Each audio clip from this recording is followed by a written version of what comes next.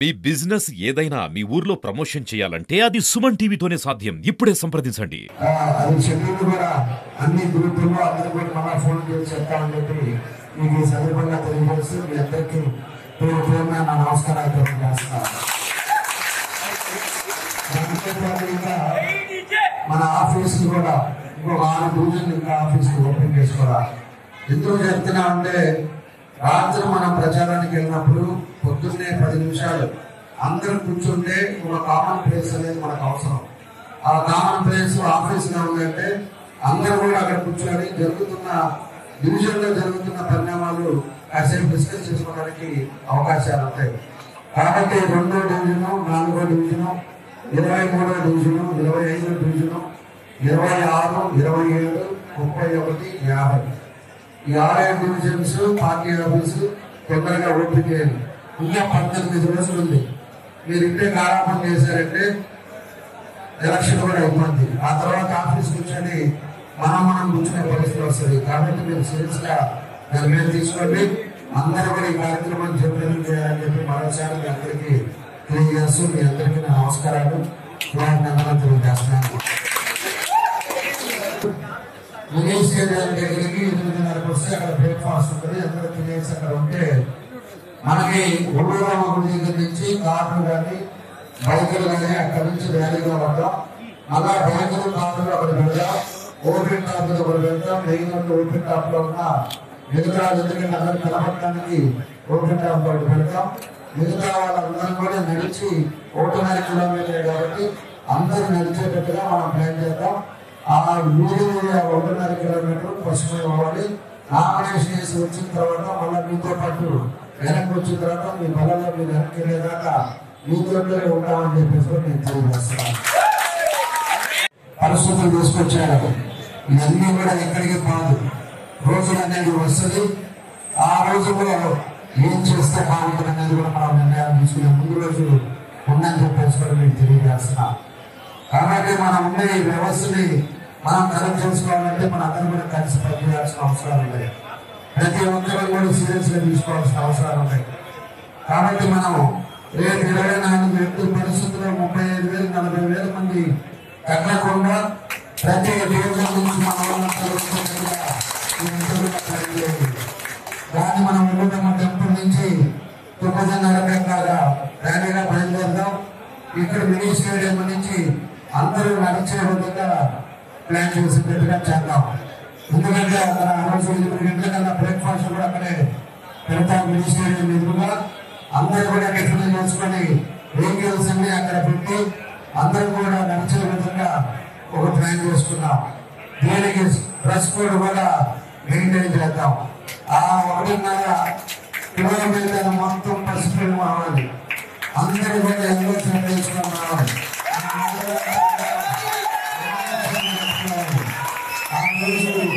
అక్కడి నుంచి చూసే ఎక్కడ కూడా ఒక కలర్ అనేది కనపడకుండా మొత్తం పసుపు మైంతో వచ్చే విధంగా మనందరం కూడా కలిసి రావాలని చెప్పి నేను తెలియజేస్తున్నాను. మన జనసేన వాళ్ళు అదేవిధంగా బీజేపీ వాళ్ళు కూడా వీలైనంత వరకు వాళ్ళ కండవలు చొక్కాలు లేకపోయినా చొక్కాలన్నా కూడా ఉండే మనమంతా ఒక ఫ్యామిలీ మంది మనం అందరం కూడా కలిసి ముందుకు వెళ్దామని చెప్పి తెలియజేస్తున్నాం. ఆడవాళ్ళు కూడా చేతులు చొక్కాలు లేకపోయినా కూడా రేపు కావాలంటే పెరుగుదాం. అందరం కూడా షర్ట్స్ కూడా కుట్టించుకునే పరిస్థితి తీసుకెళ్తాం. ఖచ్చితంగా ఎక్కువ మంది ప్రతి డివిజన్ ప్రెసిడెంట్ అదేవిధంగా బూత్ ప్రెసిడెంట్ కూడా చెప్తున్నా మహిళలు కనీసం 5,000 మంది మహిళలు ఉండాలి. దానికి తగ్గట్టుగా ప్లాన్ చేయండి. ఎందుకంటే మనకు ఒక రోజే ఉంది. మన కార్యక్రమం ఉండేది 2 గంటలే. ఆ 2 గంటలు కూడా అందరూ కూడా ఇంట్లో ఉండే మహిళలు మన లేడీలు ఎవరైతే ఉన్నారో వాళ్ళ ఇంట్లో వాళ్ళని కూడా తీసుకురండి. ఎక్కడా కూడా ఇబ్బంది లేకుండా ఎక్కువ మందితోటి మనందరం కూడా ఈ కార్యక్రమం సక్సెస్ చేద్దాం. రేపు నిన్న జరిగింది ఏంటనేది ఎన్నుండు చూపిద్దామని చెప్పేసి కూడా మీ అందరికీ తెలియజేస్తున్నాం. అభిమానం అంటే ఏ విధంగా ఉంటుందో ఎన్నుండు చూసే విధంగా ఒక పట్టుదలతో మీ అందరూ కూడా ప్రతి ఒక్కరూ కూడా దీంట్లో భాగస్వాములు అవ్వాలని చెప్పేసి మీ అందరినీ తెలియజేస్తా ఉన్నా. ఒంగోలులో జన సముద్రం అలాంటప్పుడే మనం ముందుకు వెళ్ళాము. ప్రతి ఒక్క మనసులో ఒకే ఒక పాట, నేను 50 మంది చేస్తున్నాను. ఏమో మన ఫ్రెండ్స్ స్నేహితులు కదా, నేను 50 మంది నేను చేస్తున్నాను అనే ఉద్దేశం మన మనసులో ఉన్నది. ఇక్కడ కూర్చున్న అందులో నాయకులే, మీరు ఏ ఒక్క కాదు, అందులో నాయకులే. ప్రతి ఒక్కరు ఆలోచన చేయాలి. ఇది ఒకటి చేసేది కాదు.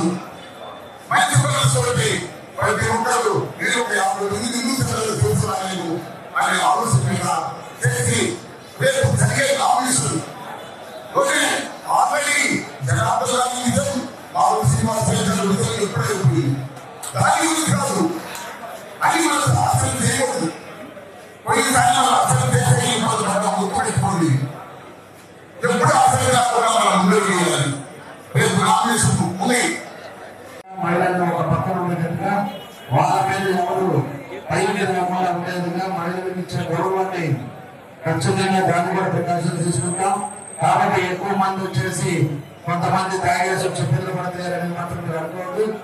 ఎవరు కూడా ఆ విధంగా లేకుండా దాన్ని అన్ని జాగ్రత్తలు తీసుకుంటామని చెప్పేసి కూడా మహిళలు కూడా మేము తెలియజేస్తున్నాం.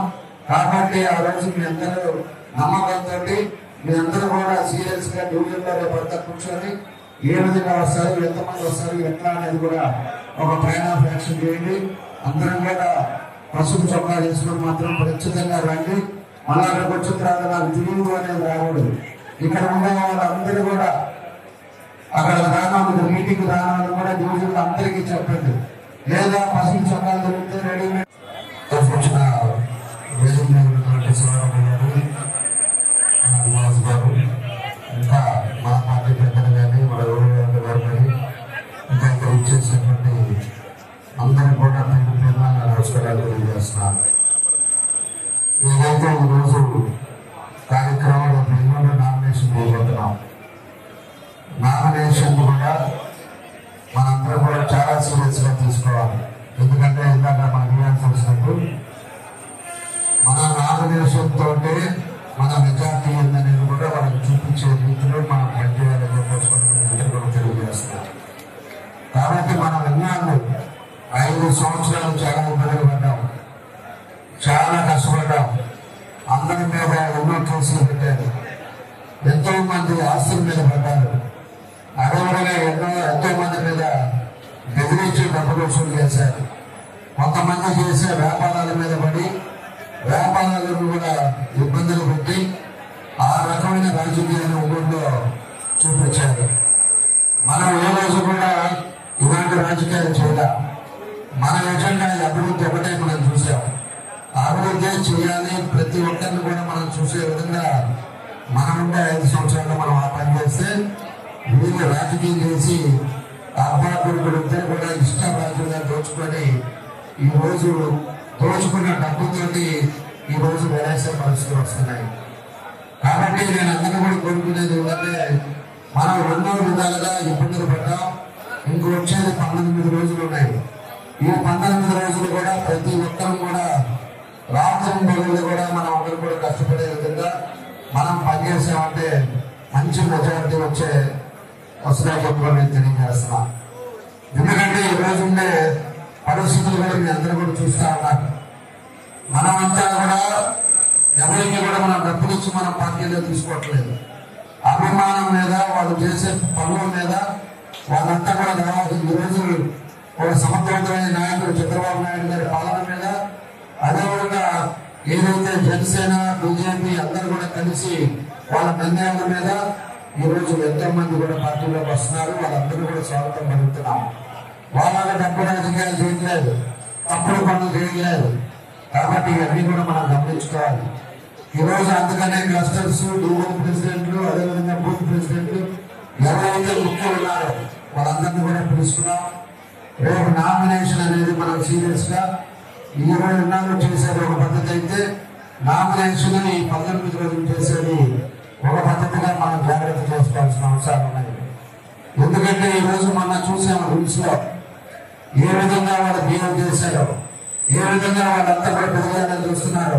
జనసైనికులు ఉన్నారు, బీజేపీ పెద్దలు ఉన్నారు. వాళ్ళ ఆలోచన మన సమూహం కలిసి రేపు 24వ తేదీ ఒంగోలు అక్కడ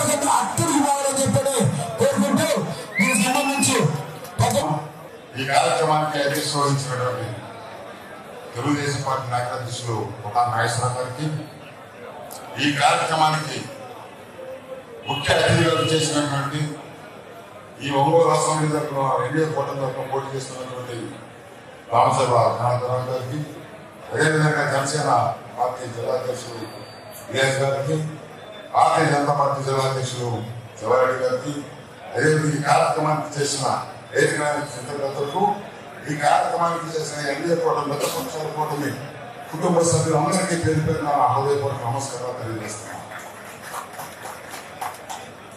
ప్రధానంగా ఇక్కడ టైం వచ్చింది. ఎందుకంటే దాదాపు అక్కడ జగన్మోహన్ రెడ్డి, ఇక్కడ బాలినేని శ్రీనివాస రెడ్డి, సెవిరెడ్డి భాస్కర్ ఓటమి దాదాపు కారణలేదు. కారణం ఏంటంటే ఈరోజున ఈ ఎన్నికల్లో ఈ ఒంగోలు అసెంబ్లీ నుండి రామచంద్ర జనార్దన్ గారు, అదేవిధంగా ఒంగోలు పార్లమెంట్ నుండి మావాడ శ్రీనివాసరెడ్డి గారు విజయమోహన్కి వస్తారని చాలా స్పష్టంగా తెలుస్తుంది.